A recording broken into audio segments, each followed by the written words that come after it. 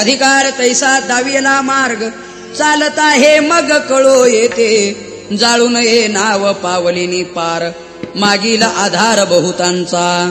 प्रस्तुत कीर्तनरूपी सेवेकरिता निवडलेला अभंग महान भगवत भक्त संत सम्राट विश्ववंद्य महाराष्ट्र भूषण जगद्गुरु श्री संत तुकाराम महाराज यांचा महत्वाचा उत्कृष्ट उपदेश पर प्रकरणातील 3 चरणाचा अभंग सेवेकरिता निवडलेला आहे. विठ्ठला विठ्ठला विठ्ठला विठ्ठला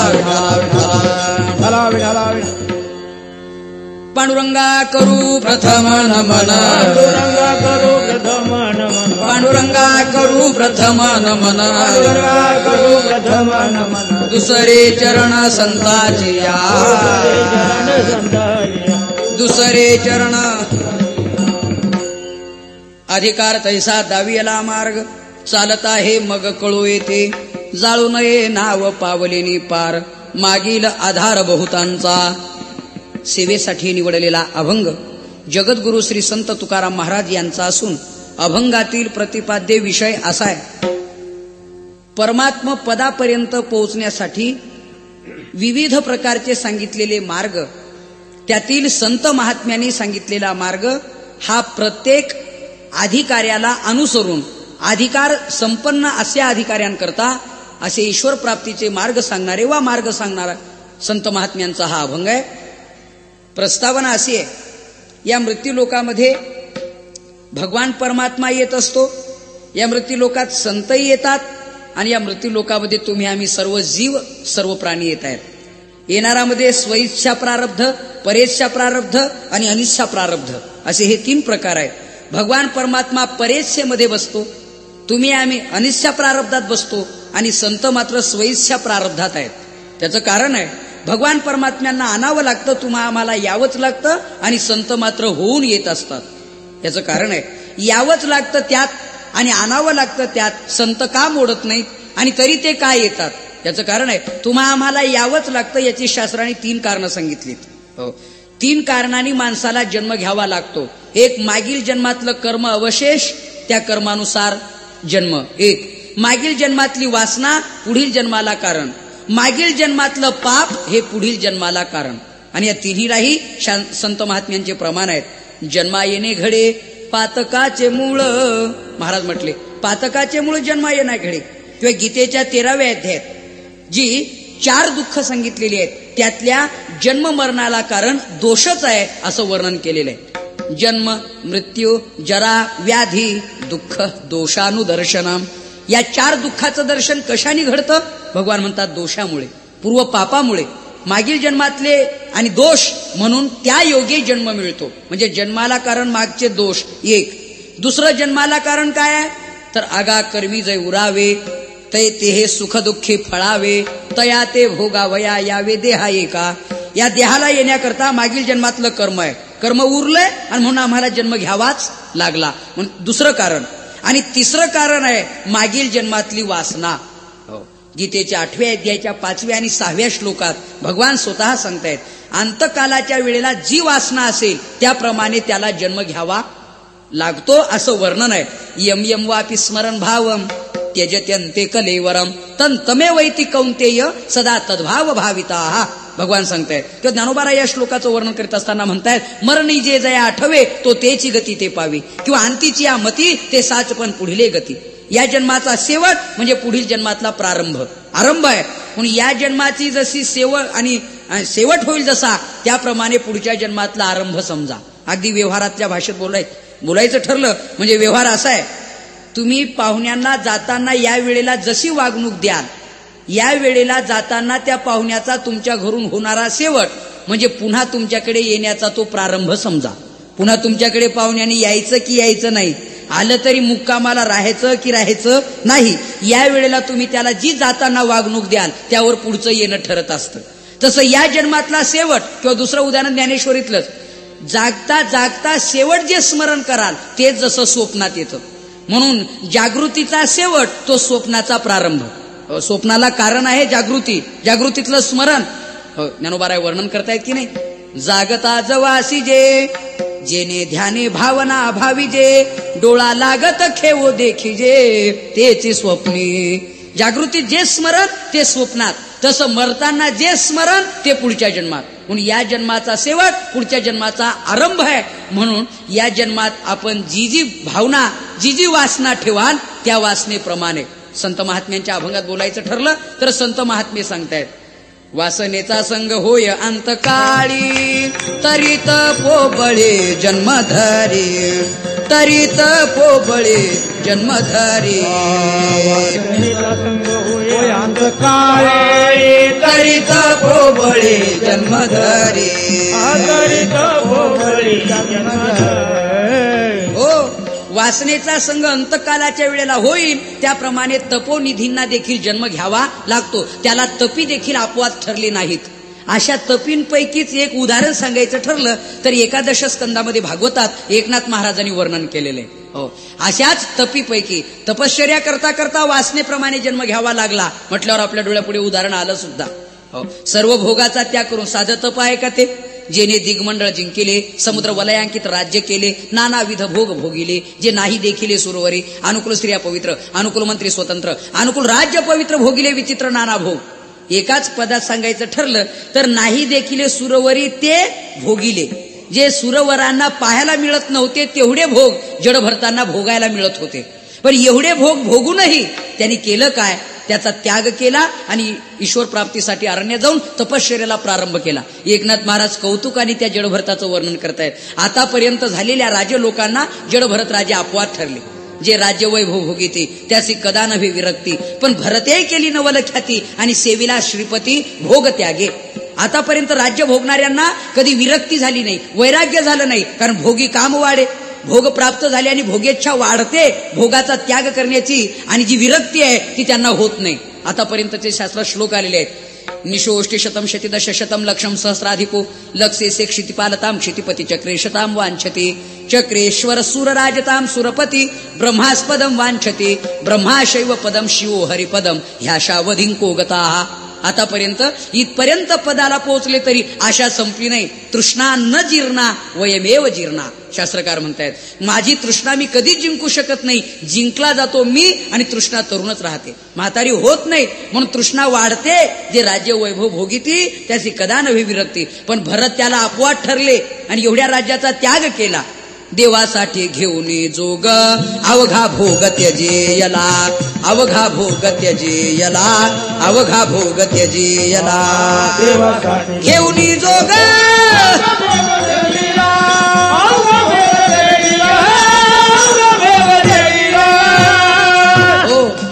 देवासाठी घेऊन जोग, देवासाठी घेऊन जोग अवघा भोग त्यजेयला. भोगाचा त्याग केला आणि सेविला श्रीपती. पण अशाही तपश्चर्या करणाऱ्या तपोनिधींना शेवटी वासना निर्माण झाली. कोणती? हरणाचा देह हातात आला, त्याचं पालनपोषण करून लहानाचं मोठं केलं आणि मरते प्रसंगी त्या हरणाचा ध्यास लागला. हरणाचं कसं होईल, हरणाचं कसं होईल, त्यात मरणाचं कसं होईल त्याचाच विसर पडला. नेमकं हरणाचं कसं होईल, त्यात मरणाचं कसं होईल विसरले. आणि परिणाम हरणाच्या ध्यासात मृत झाल्यामुळे पुढचा जन्म जो मृग ध्यासे निमाला तो मृगत्व पावला. जन्म काय झालेला आहे की जडभरत राजा हरणी गर्भा गेला आणि घाला तो घातला वासनेने. मग संत महात्मे म्हणतायत, तरी तपोबळी जन्मधरी. वासनेचा संग होय अंतकाळी. अशा तपींना देखील जन्म घ्यावा लागतो वासनेप्रमाणे. म्हणजे जन्म घेणे लागे वासनेच्या संगे. एकनाथ महाराज आपल्या हरिपाठाच्या पहिल्या अभंगातल्या 3ऱ्या चरणाच्या पूर्वार्धात सांगतायत, जन्म घेणे लागे वासनेच्या संगे. वासने संगे जन्म घेणे लागे. ठीक आहे, म्हणजे जन्माला कारण वासना, जन्माला कारण मागील कर्म, जन्माला कारण मागील दोष वा पाप, आणि त्यामुळे आम्हाला जन्म घ्यावाच लागला. हे पण संतांना यापैकी एकही कारण शिल्लक नसल्यामुळे जन्म घ्यावा लागला नाही. जन्म घ्यावाच लागतो, त्याला जे प्रारब्ध पाहिजे ते संतांचं शिल्लक नाही. कर्माच्या बाबतीत म्हणाल तर ज्ञानाग्नी सर्व कर्मानी भस्मसात कुरुते तथा. कर्माकर्माची काष्ट ज्ञानाग्नी दग्ध झाल्यामुळे आता कर्मच नाही तर जन्म कसला? त्याचं कारण आहे, तुम्ही कर्म करूनही कर्माचं बीज शिल्लक राहतं आणि त्यांनी कर्म करूनही कर्माचं बीज शिल्लक राहत नाही. बीजांकुराने नष्ट झालेलं ते कर्म. कशामुळे? शास्त्राने त्याचे 2 प्रकार सांगितले. निर्हेतुकी बुद्धीने केलेलं कर्म किंवा ब्रह्मार्पण बुद्धीने केलेलं कर्म बीजांकुर आणि पुढच्या जन्माला कारणीभूत असणारं बीज कर्माचं ते उरत नाही.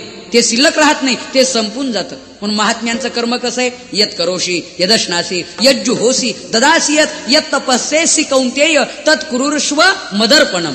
जे जे काही व्यापार करीश वगैरे या श्लोकावरच्या ओव्या आहेत. तसं ब्रह्मार्पण बुद्धीनं सहज कर्मेती झाली ब्रह्मार्पण, सहज कर्मेती झाली ब्रह्मार्पण. जन नोहे हा अवघा जनार्दन, जन नोहे हा अवघा जनार्दन. ऐसे ऐकता निवती साधुजन, ऐसे ऐकता निवती साधुजन. एका जनार्दनी बांधली निज खुण, झाली संध्या संदेह माझा गेला, झाली संध्या संदेह माझा गेला. असं वर्णन आहे. ब्रह्मार्पण बुद्धीने केलेलं कर्म हे पुढील जन्माला कारण नाही. म्हणून एक कर्म संपलं म्हणून जन्म नाही. बर पाप म्हणाल तर पापाच्या निवृत्तीचं एकमेव साधन आहे परमात्म्याचं नामस्मरण. विष्णू पुराणात त्याचा श्लोकच आहे. पापी माणूस जेवढं पाप करू शकत नाही, पण त्याहीपेक्षा नामस्मरण ते पाप अधिक प्रमाणात जाळू शकतं. त्याला व्यवहारातलं उदाहरण सांगतो. पृथ्वी जेवढं गवत निर्माण करू शकत नाही, त्याहीपेक्षा पृथ्वीनं निर्माण केलेलं गवत अधिक तऱ्हेनं अग्नी जाळू शकतो. हे जसं आहे, पृथ्वीमध्ये धारणा शक्ती अधिक आहे की अग्नीमध्ये दाहकता अधिक आहे? दाहकता अधिक आहे. म्हणजे पृथ्वीत गवत निर्माण करण्याची शक्ती कमी आहे अग्नीपेक्षा. पृथ्वीला गवत निर्माण करायचं ठरलं तर काय काय करावं लागेल? निस्ती जमीन असून चालणार नाही, नुसतं गवताचं बीज असून चालणार नाही, नुसता पाणी पाऊस असून चालणार.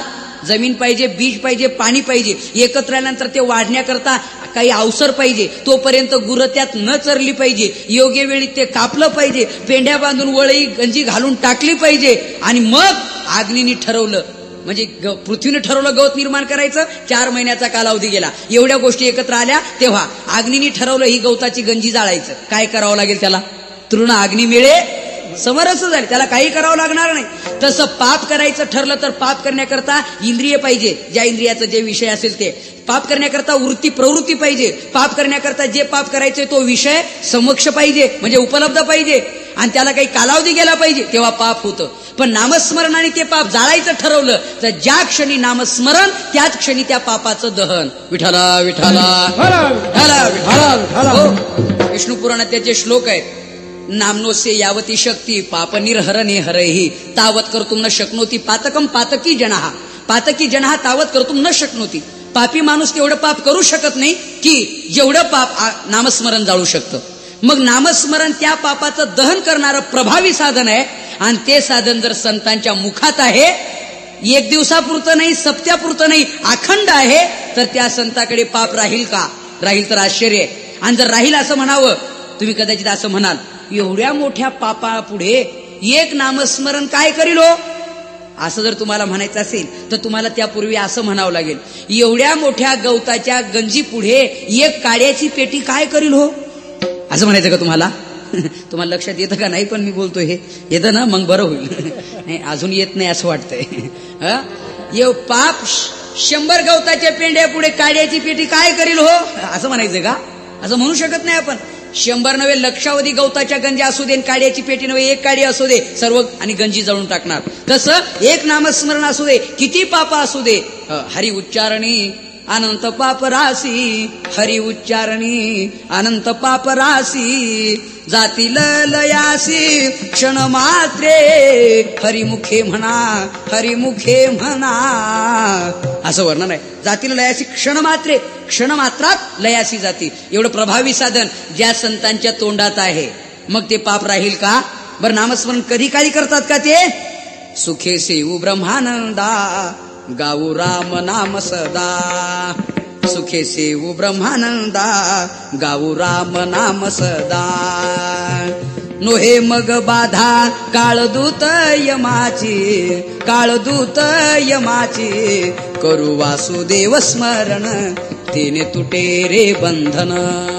असं वर्णन आहे. गाऊ राम नाम सदा, सदा नामस्मरण आणि सतत नामस्मरण केल्यामुळे पाप जळून दग्ध झालं. पाप नाही म्हणून जन्म नाही, कर्म नाही म्हणून जन्म नाही. आता वासना, मगाशी मी सांगितल्याप्रमाणे वासना प्रक्षयो मोक्ष. वासना संपली, वासना दग्ध झाली. इंद्रियाचा जय, वासनेचा क्षय. वासना क्षय पावली. किंवा मगाशी म्हटलेलंच प्रमाण तुम्ही डोळ्या पुढे आणा ना. जन्म घेणे लागे वासनेच्या संगे, हे झालं पूर्वार्ध. पण ज्या वासने संगे जन्म घेणे लागे महात्म्यांच्या बाबतीत तेची झाली अंगे हरिरूप. ज्या वासने संगे जन्म घ्यायचा ती वासना हरिरूप झाली.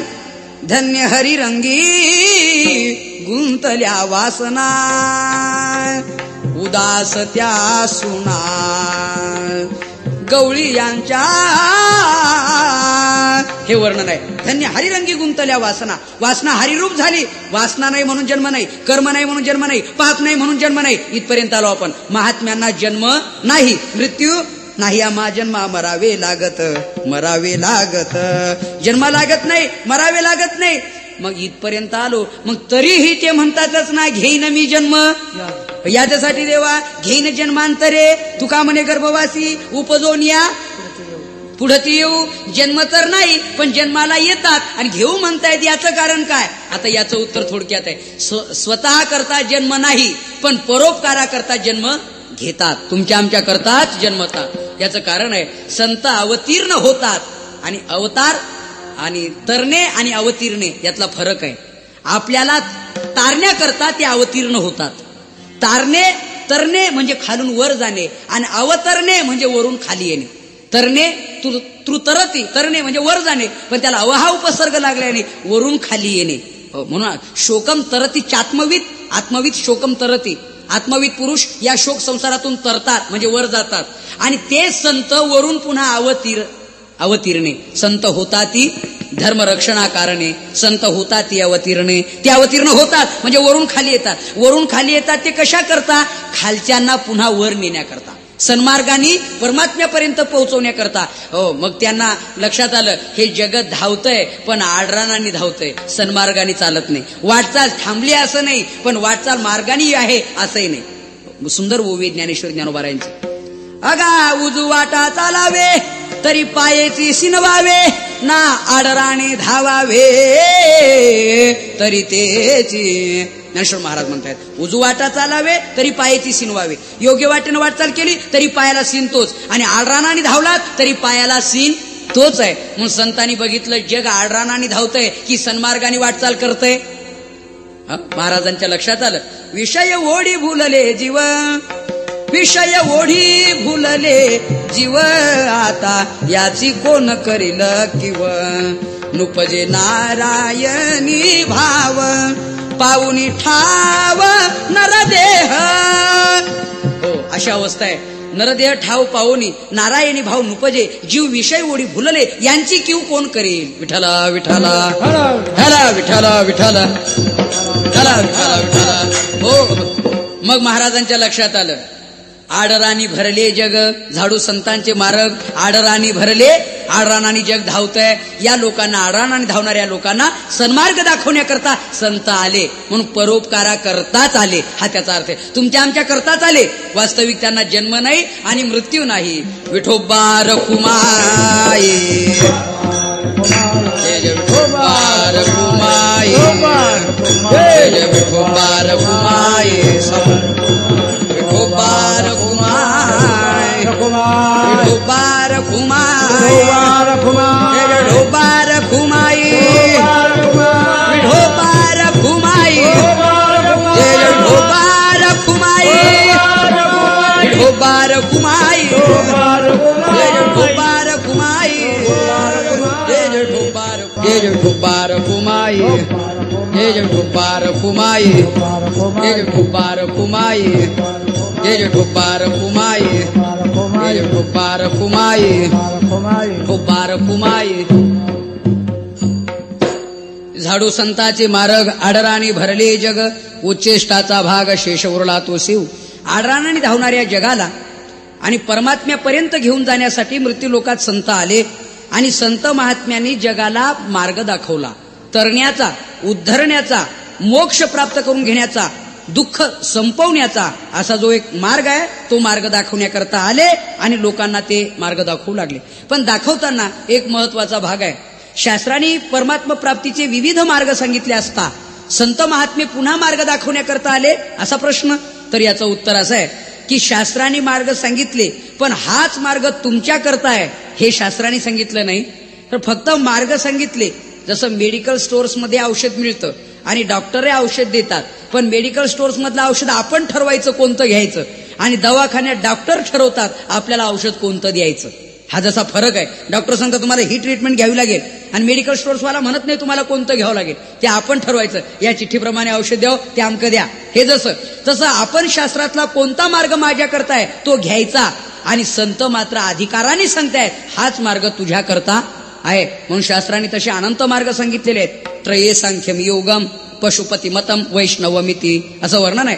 रुचिनाम वैचित्र्याम द्रुजकुटील नाना पथदुषाम. ईश्वर प्राप्तीचे मार्ग अनंत आहेत, पण त्यातला आपल्या करता मार्ग नेमका कोणता हा प्रश्न आपल्याला कळत नाही. मग शास्त्रकार म्हणतात विद्या हे तीर्थ आहे, पण कोणी ते विद्यातीर्थ स्वीकारायचं ते विद्यार्थी असेल त्याने ते विद्यार्थ्यांनी ठरवायचं आहे.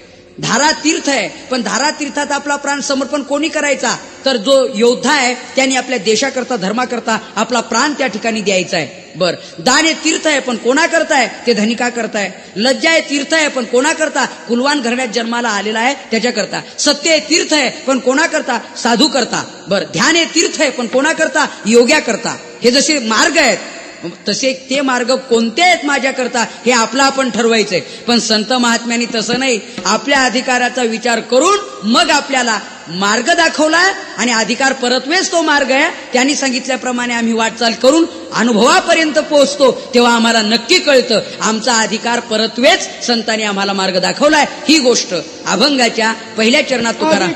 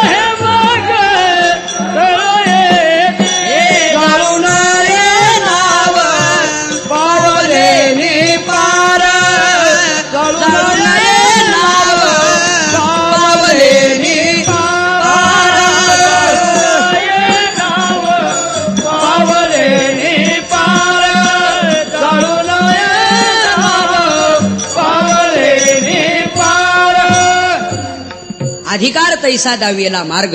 म्हणून संतांनी जो मार्ग दाखवला त्यांच्याच मागे आपण प्रत्येकाने जावं, किंबहुना जावं म्हणण्यापेक्षा त्यांच्याच मागे जावं, बस दुसऱ्या कोणत्याही मार्गाने जाऊ नये. महाभारतात एक श्लोक आहे, तर्को प्रतिष्ठ श्रुतयो विभिन्ना नासो मुनी यस्य मतम न भिन्नम धर्मस्य तत्वम विहितम गुहायाम महाजनो येन गतस पंथाः. यक्षाचा आणि राजा धर्माचा संवाद महाभारतात प्रसिद्ध आहे. यक्षाने अनेक प्रश्न विचारले, कप पंथिनः किमाश्चर्यम असे प्रश्न विचारले. जगात एक नंबरचा आश्चर्य काय, जगात एक नंबरचा पंथ कोणता. शास्त्राने अनंत पंथ सांगितलेत ईश्वर प्राप्तीचे, त्यापैकी नेमका पंथ कोणता. मग त्याच्यात धर्मराज उत्तर देत आहेत, तर्को प्रतिष्ठा. हा तर्क हा त्याच्या मागे जाऊ नये. का, तर्क म्हटला की त्यात तर्क आहे, कुतर्क आहे, वितर्क आहे. तर्क ईश्वर प्राप्तीच्या दृष्टीने अपूर्ण आहे. ज्ञानेश्वरीच्या 4थ्या अध्यायात एक ओवी आहे. ज्ञानेश्वर महाराज म्हणतायत, जेथ प्रवृत्ती पांगुळ झाले तर्काची दिठी गेले इंद्रिय विसरले विषय संगू. तर्काची दिठी संपते, ईश्वर प्राप्तीच्या दृष्टीने तर्क अपूर्ण आहे, म्हणून तर्काच्या मागे जाऊ नये. मग श्रुतीच्या मागे जावं का, नाही. श्रुतयो विभिन्न. श्रुती भिन्न भिन्न प्रकारच्या आहेत. कर्मपर श्रुती आहे, उपासनापर श्रुती आहे, ज्ञानपर श्रुती आहे. तिथे खंडन मंडन आदी विचार आलेला आहे. मग आता नेमकं काय ठरवावं आपण, आपल्याला त्याचं ज्ञान नाही, म्हणून श्रुतीच्या मागे जाऊ नये. मग श्रुतीच्या बाबतीत मतभिन्नता आहे, तर्काच्या बाबतीत मतभिन्नता आहे, मग मत अभिन्नता कोणा बाबतीत आहे. मग शास्त्रात सांगितलंय, नासो मुनी यस्य मतम न भिन्नम. मुनी मतम यस्य भिन्नम न. मुनी लोकांचं मत मात्र भिन्न असू शकत हो. प्रत्येक काळात झालेल्या मुनी लोकांचं, संतांचं, ज्ञानोबारांनी ज्ञानेश्वरी लिहिली, व्यासाच्या मतांचं खंडन केलं की ते मत ग्राह्य धरलं, व्यासांचा मागोवा घेतो. ज्ञानोबाराय बोलतायत, भाष्यकार शंकराचार्य होऊन गेले, ज्ञानोबारांनी त्यांच्या मताचं खंडन केलं का. भाष्यकारा ते वाट पुसतू. भाष्यकार शब्दाचा अर्थ शास्त्राने सुंदर केलेला आहे. भाष्य म्हणजे काय, सूत्रार्थ वर्णिते यत्र पदम सूत्रानुसारी भे स्वपदानीच्या वर्णनते भाष्यम भाष्य विदो विदो. भाष्य भाष्य म्हणजे काय, मूळ सूत्राचा अर्थ आपल्या भाषेत तंतोतंत करणं, याला शास्त्रकार भाष्य असं म्हणतात. शंकराचार्यांचं मत ग्राह्य मानलं. ज्ञानोबारायांनी. आणि ज्ञानेश्वर महाराजांचं मत नामदेवरायांना मान्य, नामदेवरायांचं मत पुढे आणि एकनाथ महाराजांना मान्य, एकनाथ महाराजांचं मत पुढे जगद्गुरु तुकोबारायांना मान्य, त्यांचं मत निळोबाराय. आणि निळोबारायांच्या अगोदर जे जे संत झाले निळोबाराय त्यांच्याकडे वोट करतायत. मार्ग दावुनी गेले आधी, मार्ग दावुनी गेले आधी, दयानिधी संत ते, दयानिधी संत ते, इनीची पंथे चालू जाता, इनीची पंथे चालू जाता. मार्ग दावुनी गेले आधी, आधी म्हणजे त्यांच्या अगोदर जे जे, आणि येण्याची पंथे याच पंथानी जा. म्हणून महाजनो येन गतस पंथा, महाजना येन पंथा हा गता, या पंथानी जा. हे जसं आहे मग संतांनी जो मार्ग दाखवला याच मार्गाने आपण सर्वांनी चालावं. मात्र संतांनी मार्ग कोणता दाखवला? अधिकार तैसा दावियेला मार्ग. मार्ग दाखवताना प्रत्येकाच्या अधिकाराचा विचार केला. तुम्ही कर्माचे अधिकारी आहात, तुम्ही कर्माच्या मार्गाने जा. तुम्ही उपासनेचे अधिकारी, तुम्ही उपासना मार्ग. तुम्ही ज्ञानाचे अधिकारी, तुम्ही ज्ञानाच्या आणि मार्गाने जा. शास्त्रांनी जसे उदाहरणार्थ जर मार्ग कळला नाही आपल्याला, आपला मार्ग कोणता, तर फजिती होईल. ज्ञानेश्वर महाराजांनी विहंगम मार्ग आणि पिपीलिका मार्ग असे जे दोन मार्गाबद्दल एक दृष्टांत देऊन ज्ञानेश्वरीत वर्णन केलेलं आहे. एका आंब्याच्या बागेमध्ये एका पोपट पक्ष्याने पिकलेला आंबा बघितला आणि एका माणसानेही पिकलेला आंबा बघितला. दोघांचंही खाद्य एक, पक्ष्याचंही खाद्य आंबाच आहे आणि माणसाचंही खाद्य आंबाच आहे. मग पक्ष्याने भरारी मारली, आंब्यापर्यंत जाऊन पोहोचला. तशीच माणसाने भरारी मारून आंब्यापर्यंत पोहोचणं शक्य आहे का त्याला? जर त्यांनी भरारी मारलीच, ठरवलं मारलीच, नाही शक्य. ज्ञानेश्वर महाराज म्हणतायत, उपलवना सरिसा पक्षी फळाची झोंबे जैसा, सांगे नरू केवे तैसा पावे वेगा. हो, पावे वेगा. अरे बाबा, नरू नाम मनुष्य. हो, त्या पक्षाप्रमाणे त्या वेगाने त्या गतीने आंब्यापर्यंत तो पोहोचणार नाही. मग पोहोचणारच नाही का? ज्ञानेश्वर महाराजांनी त्याच्यावर उत्तर दिले. अहो, एखादा माणूस जर प्रयत्नवादी असला आणि विलक्षण थोडासा स्वरूपाचा, त्यांनी ठरवलं पक्षी आंब्यापर्यंत कशाच्या साह्याने गेला? पंखाच्या. त्याचं उत्तर आहे पंखाच्या. ठीक आहे, मग पंखाच्या साह्याने पक्षी तिथपर्यंत गेला. आपल्याला पंखाचा आपणही गेलो असतो. मग यांनी काय केलं? कृत्रिम पंख बसवले स्वतःला. आणि एका म्हणजे कृत्रिम पंख म्हणजे दोन सूप दोन बगलमध्ये बांधले, त्याचे पंख तयार केले. एका घरावरती गेला आणि घरावर जाऊन तिथून भरारी मारली. आता आंब्यापर्यंत आपण पोहोचणार. पोहोचला आंब्यापर्यंत? हो की नाही? बस मग बरं आहे. पोहोचला आंब्यापर्यंत नाही, पडला खाली, कंबर मोडली, डोकं फुटलं. लोक धावून आले. का हो, काय झालं, काय झालं? तो म्हणला काही नाही, प्रयोग केला. प्रयोग. कसला प्रयोग? म्हणले जर कृत्रिम पंख तयार केले तर पक्षाप्रमाणे मी भरारी मारू शकतो का? प्रयोग. अरे पण डोकं फुटलं ना. तो म्हणला डोकं फुटलं तर फुटो, पण संशय मिटो. डोकं फुटो नका, पण संशय संपला, आपण भरारी मारू शकत नाही. ज्ञानेश्वर महाराज हेच वर्णन करतायत. सांगे नरू केवी तैसा पावे वेगा. मग माणूस आंब्यापर्यंत पोहोचणारच नाही का? ज्ञानोबारायांना विचारलं. ज्ञानोबाराय म्हटले पोहोचणार, पण कसा? हळूहळू ढाळे ढाळे केतुलेनी एके वेळे, तो मार्गाचे निबळे निश्चित ठाके. अर्जुना, त्याकरता त्याला या ढाळीवरून त्या ढाळीवर, म्हणजे या फांदीवरून त्या फांदीवर, त्या फांदीवरून त्या फांदीवर, म्हणजे हा पिपीलिका मार्ग आहे. कर्माचा मार्ग आहे. विहंग मार्ग पक्षाप्रमाणे देवाकडे जाणे. पिपीलिका मार्ग फांदी फांदीने मुंगीप्रमाणे आणि आंब्यापर्यंत म्हणजे ईश्वरापर्यंत पोहोचणे. अधिकार तैसा दावियेला. मग अधिकार ज्यांचा जसा, मार्ग त्यांना. दुसऱ्या अभंग तुकोबारायांचा महाराज, अधिकार तैसा करू उपदेश, अधिकार तैसा करू उपदेश. साहे ओझे त्यास, साहे ओझे त्यास, साहे ओझे त्यास, साहे ओझे त्यास, तैसे देऊ मुंगीवरी भार गजाचे पालाण. अधिकार तैसा करू उपदेश आणि साहे ओझे त्यास तैसे देऊ. जसा अधिकारी तसा उपदेश केलाय महाराजांनी. जरा थोडंसं चिंतन आहे का आपण? ज्ञानेश्वर महाराजांनी चांगदेव 65 लिहिली, ज्ञानेश्वर महाराजांनी अमृतानुभव लिहिला, ज्ञानेश्वर महाराजांनी हरिपाठ आणि ज्ञानेश्वर महाराजांनी ज्ञानेश्वरी. हे चारही ग्रंथ कोणी लिहिले? ज्ञानोबारायांनीच लिहिले. पण चारही ग्रंथातला विषय वेगळा. का? प्रत्येक ग्रंथातला अधिकारी वेगळा, त्यामुळे विषय वेगळा. अधिकारी बदलला की विषय बदलावाच लागतो, असा नियमच आहे. बदलणं भाग आहे, बदलणं योग्य पण आहे. ज्ञानेश्वर महाराजांनी अमृतानुभवातला अधिकारी कोण आहे? तिथे अनुबंध चतुष्टय सांगितलाय. अधिकारी, विषय, संबंध आणि प्रयोजन या चार गोष्टी एकत्र येण्याला अनुबंध चतुष्टय असं म्हणतात. अमृतानुभवातला अधिकारी कोण आहे? जीवनमुक्त. अमृतानुभवातला विषय जीवशिवाय ऐक्य ब्रह्मज्ञान. अमृतानुभवातलं प्रयोजन अनिष्ट निवृत्ती इष्टप्राप्तीना मोक्ष आणि अमृतानुभवातला संबंध जन्यजनक भाव प्राप्य प्रापक भाव हा संबंध हा झाला अमृतानुभवातला अनुबंध चतुष्टय. बस मग आता अमृतानुभवातला अनुबंध चतुष्टय हा झाला. तिथला अधिकारी कोण आहे? ज्ञानेश्वर महाराज म्हणताय हे करावया अमृतपान. इथं अधिकारी जीवनमुक्त जन. अमृतानुभवातला अधिकारी आहे जीवनमुक्त पुरुष. मग जीवनमुक्ताला जर विषय सांगायचा आहे तर कोणता सांगावा? एक राजा होता, हा त्याला दोन वगैरे नाही. जीवनमुक्ताला विषय सांगितलाय यदक्षर मनाखे मानंद मजे केवलम श्रीमन निवृत्तीनाथ्य ते ख्यातम दैवतम आश्रये गुरुरित्या खेयालोके साक्षात विद्या शांकरी जयत्याज्ञा नमस्तस्य दयार्द्राय निरंतरम सार्धकेनच कशार्धम शिवयो समरूपिनो हो ज्ञातुम न शक्य ते लग्नमिती द्वैत छलान मोह वगैरे हा आहे विषय. जीवशिवाय के ब्रह्मज्ञान विषय तिथलं प्रयोजन वगैरे. ते ज्ञानोबा राय चांगदेव 65 देतात. अधिकारी बदलला विषय बदलला. ज्ञानेश्वरी अधिकारी बदलला विषय बदलला. आणि हरिपाठात जेव्हा जास्त खाली आले तेव्हा माऊली विचार करते आतापर्यंत उच्च कोटीचे ग्रंथ लिहिले पण उच्च अधिकाऱ्यांकरता त्याचा उपयोग आहे. चारिधाम यात्रेहून वडिलांनी रग आणली, शाल आणली, स्वेटर आणलं, मफलर आणली, बॅटरी आणली, रेडिओ आणला, शोकेसमध्ये ठेवण्याच्या वस्तू आणल्या. पण पुन्हा विचार केला घरी येता येता लहानसा मुलगा जर जवळ आला दादा खाऊ आणला का विचारला तर त्याला काही रग पांघरू घालू, त्याला काही स्वेटर देऊ, त्याला काही बॅटरी देऊ, त्याला काही रेडिओ देऊ, त्याला घड्याळ देऊ समाधान होईल? त्याच्याकरता खाऊच महत्वाचा आहे. ज्ञानोबाराय विचार करतायत उच्च कोटीतल्या ब्रह्मज्ञानांकरता हे ग्रंथ झाले पण सामान्य अधिकारी असणारे त्यांच्याकरता त्यांनी विचारलं माऊली आमच्याकरता काय आहे हो? तर तुमच्याकरता आहे. काय आहे तुमच्याकरता? महाराज म्हटले असोनी संसारी जिव्हा वेग करी, असोनी संसारी जिव्हा वेग करी, वेदशास्त्र उभारे बाह्या सदा, वेदशास्त्र उभारे बाह्या सदा. बस संसारात राहा आणि जिव्हेनं रामकृष्णारी रामकृष्णारी म्हण. यातच तुझी मुक्ती, त्यातच तुझा उद्धार आहे. अधिकार तैसा दावी येला मार्ग याकरता बोलतो. अजून एक महत्वाची चिंतनी काय भजन करा विठाला विठाला हो.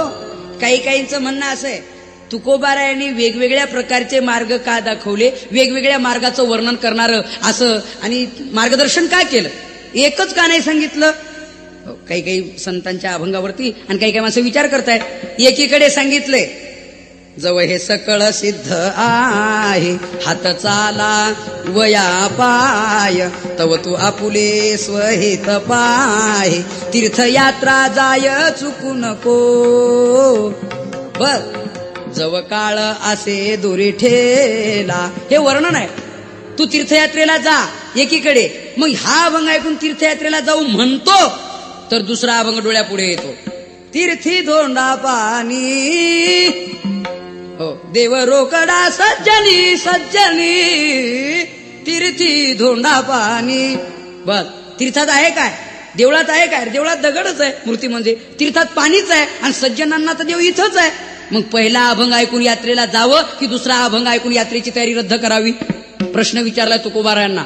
दुसऱ्यांनी प्रश्न विचारला महाराज असं का हो? एकीकडे सांगितले भक्तिपंथ बहु सोपा पुण्य नागवे या पापा. एकीकडे सोपा भक्तिपंथ आणि एकीकडे सांगितले भक्ती तो कठीण सुळावरील पोळी, विरळा तो बळी निवडे शूर.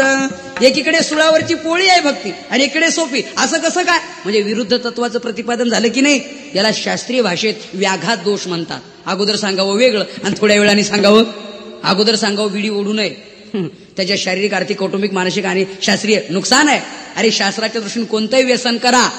येता आणि सप्त व्यसनानी लोके घोराती घोरम नरकम नयंती. जे व्यसन कराल ते व्यसन तुम्हाला नरकात नेणार. म्हणजे व्यसन करू नये. शारीरिक नुकसान आहे, रोग होतो, आर्थिक नुकसान आहे, पैशाचा अपव्यय होतो, मानसिक नुकसान आहे, समाधान नाही, कौटुंबिक घरातले सगळे राग करतात त्याचा. हे काय असं आहे, हे काय असं आहे त्याच्याकडे पाहून अशी स्थिती आहे.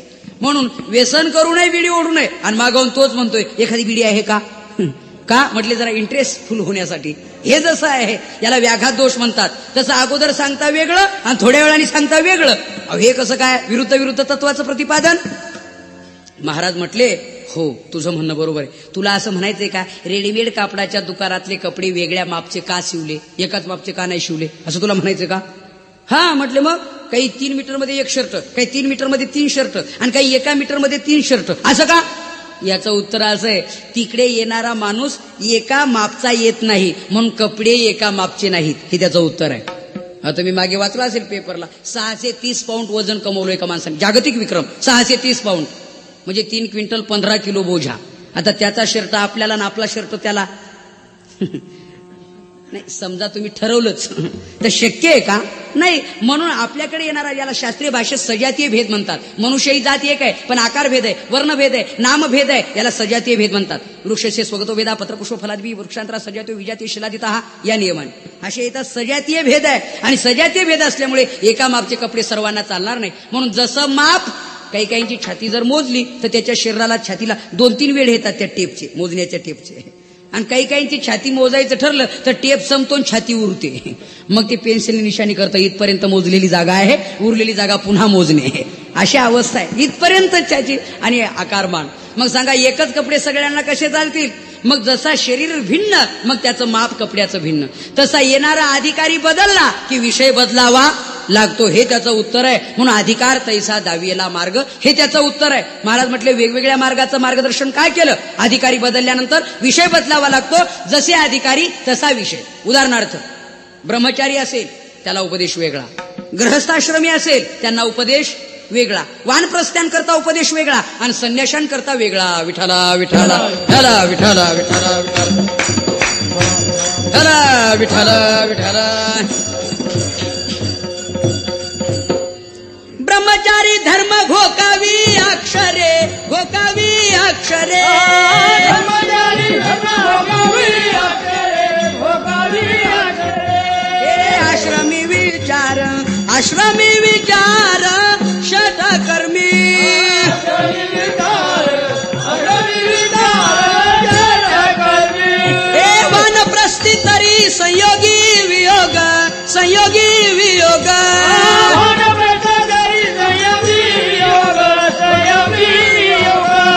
संन्यासी तो त्याग, संन्यासी तो त्याग संकल्पाचा, संन्यासी तो त्याग, संन्यासी तो त्याग संकल्पाचा. हो, मी ब्रह्मचारी आहे, मग माझा आणि अर्थ काय, मी काय करायला पाहिजे नेमकं, माझ्याकरता मार्ग कोणता आहे? ब्रह्मचार्यांकरता मार्ग घोकावे अक्षरे, विद्याभ्यसनम व्यसनम अथवा श्रीपाद सेवनम व्यसनम. त्याने विद्याभ्यास करावा, खूप विद्या अर्जन करावी. शास्त्राने सांगितल्याप्रमाणे प्रथमे नार्जितम विद्या, द्वितीयम नार्जितम धनम, तृतीयम नार्जितम पुण्यम, चतुर्थम किम करिष्यति. पहिल्या टप्प्यात माणसाने विद्या मिळवावी, दुसऱ्या टप्प्यात धन, तिसऱ्या टप्प्यात पुण्य मिळवावं. 3 टप्प्यात 3 गोष्टी मिळवता आल्या नाही तर 4थ्या टप्प्यात पस्तावा मिळत असतो, पश्चाताप, खेद. याच्या पलीकडे काही नाही. म्हातारपणी काय करणार? M.Com होणार. म्हातारपणी काय रोजगार हमीवर जाणार? म्हातारपणी काय तीर्थयात्रा करणार? काही करणं शक्य नाही. म्हणून पहिल्या टप्प्यात विद्या मिळवावी, घोकावी अक्षरे, पहिला प्रकार. ग्रहस्थाश्रमी म्हणाल त्यांच्याकरता मार्ग वेगळा. षट कर्म म्हणजे 6 कर्माचा विचार, यजन, याजन, अध्ययन, अध्यापन, दान आणि प्रतिग्रह. या 6 कर्माचा आचार म्हणजे ग्रहस्थाश्रमी. त्यांनी काय करावं, ग्रहस्थाश्रम्यांनी काय करावं हे महाराज सांगतायत. आता वानप्रस्थाश्रम कशाला म्हणतायत? वानप्रस्थे तरी संयोगी वियोग. महाराज म्हटले संयोगी वियोग. वानप्रस्थाश्रमात संयोग वियोग आहे. कसं? शरीराने विषयाचा संयोग पण वृत्तीनं विषयाचा वियोग, याला वानप्रस्थ म्हणतात. तो कर्मे करी सकळे परी कर्मबंधा नातळे, लिप्यते नस पापेन पद्मपत्र निवांभसा. गीतेत सांगितल्याप्रमाणे वस्ती करा वस्ती आला, वस्ती करा वस्ती आला, प्रातकाळी उठून गेला, तैसे असावे संसारी, बर जोवरी प्राचीनाची दोरी. महाराज म्हटले अशा न्यायाने असावं. मुलगी साखरपुडा झाल्यापासून माहेरात राहते, लग्नापर्यंत साखरपुडा झाल्यापासून माहेरात राहते मुलगी, परंतु चिंतन सर्व सासरचं करते. आम्ही नेहमी उदाहरण सांगत असतो. कल्पना करा, तिच्या पायाच्या धक्क्याने 5 किलो गोड तेलाचा डबा पालथा झाला, सांडलं तेल 5 किलो होते. लगेच तिची भाऊजाई धावत आली, बाईसाहेब म्हणले काय, आमच्यानी आणि पाणी सांडलेलं चालत नाही आणि तुमच्यानी तेल सांडलं तरी, कारण तुम्ही घरातल्या मालकींना, तुम्हाला कोण काय करेल, पण तुमच्या भावांना येऊ द्या, मी तुमच्या भावांना ही गोष्ट सांगितल्याशिवाय राहणार नाही. नाही सांगू म्हणते, माझ्यावर ही आणि आळ येण्याची शक्यता आहे. ती एकच म्हणते, ननंदबाई माझ्या भावांना सांग, नाही तर त्याच्या पुढे जाय. सांग कोणाला सांगायचं ते, मला राहायचेच किती दिवस, हे वाक्य महत्वाचं आहे. मला माहेरात राहायचंच किती दिवस, हे वाक्य फार अंडरलाईन करून ठेवण्याजोगं आहे. महाराज म्हटले का ती माहेरात राहते पण चिंतन सासरचं. केळवली नोरी हेच उदाहरण ज्ञानोबा ज्ञानेश्वरी देतात. केळवली नोरी का संन्यासी जिया परी तैसा न मरत करी मृत्यू सूचना. हो, संन्यासी मरणा अगोदर मरणाची सूचना डोळ्यापुढे ठेवतो. कशाप्रमाणे? केळवली नोरी या नियमाप्रमाणे. तसं महाराज म्हणतायत याला म्हणतात वानप्रस्थ. आणि संन्यास म्हटलं का की सर्व संकल्पाचा त्याग म्हणजे संन्यास.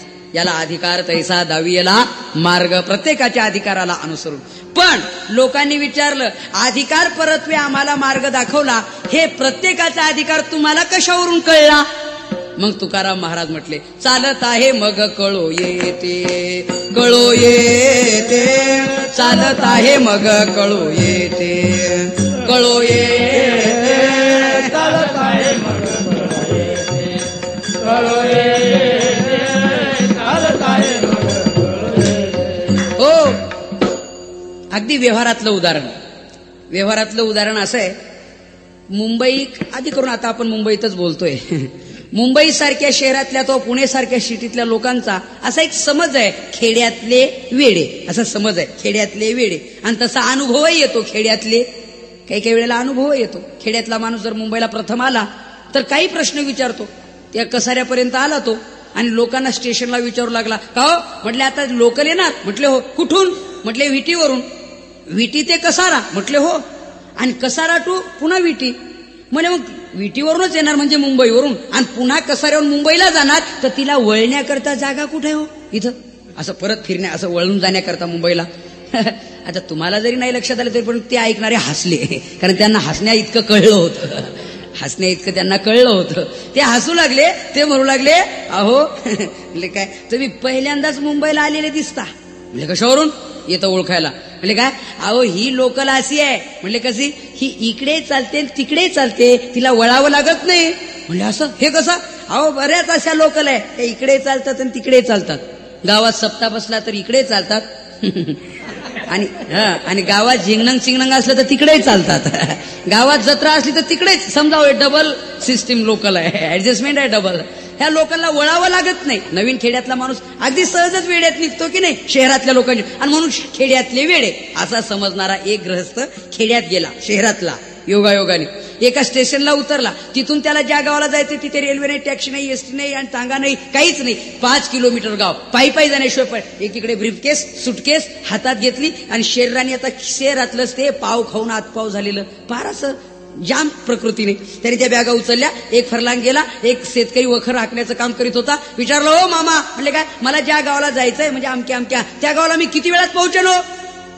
त्या शेतकऱ्याने त्यांना सांगितलं चालू पडा, चालू लागा. चालू लागा म्हटल्यानंतर तो म्हणे बरोबर, खेड्यातले वेडे, प्रश्न काय आणि उत्तर काय, चालू पडा. चाललं आपलं पुढे. याने एक फरलांग अर्धा फरलांग जाऊ दिलं आणि मग शेतकऱ्यांनी थांबवलं त्या शहरातल्या माणसाला. थांबा ओ साहेब थांबा. म्हटले काय, तुम्ही नक्की 1 तासात पोहोचाल. म्हणजे मग मघाशीच का नाही सांगितलं? तो म्हटला अहो असं कसं काय, तुमचा प्रश्न होता इथून किती वेळात पोहोचेल. तुम्ही किती वेळात पोहोचायचं हे तुमच्या कशावर अवलंबून आहे? चालण्यावर, तुमच्या स्पीडवर. ताशी वेग मर्यादा काय आहे की नाही, अवरेज कितीचं देते तुमची गाडी त्याच्यावर अवलंबून आहे ना.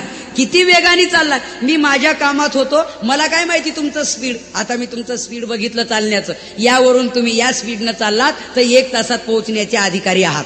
हे कशावरून कळलं? चालत आहे मग कळो येते. तुमच्या चालण्यावरून किती वेळात पोहोचण्याचे अधिकारी आहात हे जसं कळतं तसं प्रत्येक व्यक्तीचा अधिकार त्याच्या बोलण्यावरून, त्याच्या आचार विचारावरून त्याचा अधिकार कळतो. आणि म्हणून महाराज म्हटले तुमचा आचार विचारावा पाहूनच मानस जाणी जे बोले, आहे की नाही. बोलण्यावरून त्याचं अंतकरण कळतं, वागण्यावरून त्याचा आणि कुलसंपन्नता कळते. हे जाणून आम्ही तुम्हाला अधिकार परत्वे मार्ग दाखवला, हा एक अर्थ.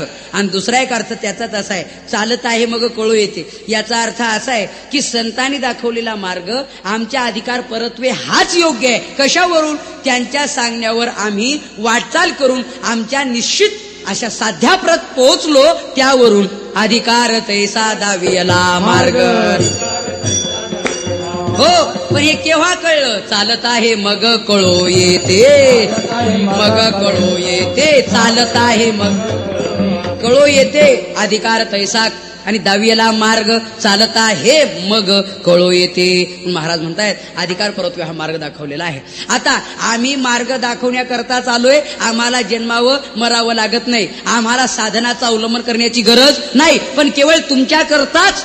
म्हणले हे कसं? हे असं आहे, नावेत बसून पलीकडे पोहोचलेल्या माणसाचं नावेत बसण्याचं काम संपलंय म्हणून, आणि थंडीचा कालावधी आहे म्हणून त्याने ती नाव फोडून ती जाळून शेक करावा, की मागावून येणाराचा ती आधार आहे म्हणून त्याने शिल्लकच ठेवावी. तर तुकाराम महाराज म्हणतायत आपलं काम जरी नावेत बसून पलीकडे जाण्याचं संपलं असलं तरी मागावून असंच अनेकांना यायचं हे नाव साधन आहे म्हणून अनेकांकरता ती नाव ठेवावी. त्याप्रमाणे दुसरं चरण आहे, जाळू नये नाव पावले निपार, जाळू नये नाव पावले निपार, जाळू नये नाव पावले निपार, जाळू नये नाव पावले निपार. मागिला धारा बहुतांचा, मागिला धारा बहुतांचा, जाळू नये नाव पावले निपार, जाळू नये नाव पावले निपार. मागिला धारा बहुतांचा, मागिला धारा बहुतांचा, जाळू नये नाव पावले निपार, जाळू नये नाव पावले निपार. अभंगाच्या दुसऱ्या चरणात जाळू नये नाव पावलेनी पार. का? मागील आधार बहुतांचा, तुका म्हणे नाव आणि जनासाठी उदकी ठाव. शेवटी महाराज सांगतायत की एका माणसाला काही आजार झाला म्हणून त्याला दुसऱ्या माणसाने वैद्याकडे नेलं, म्हणजे डॉक्टरकडे आताच्या भाषेत वैद्याकडे नेल्यानंतर वैद्यराज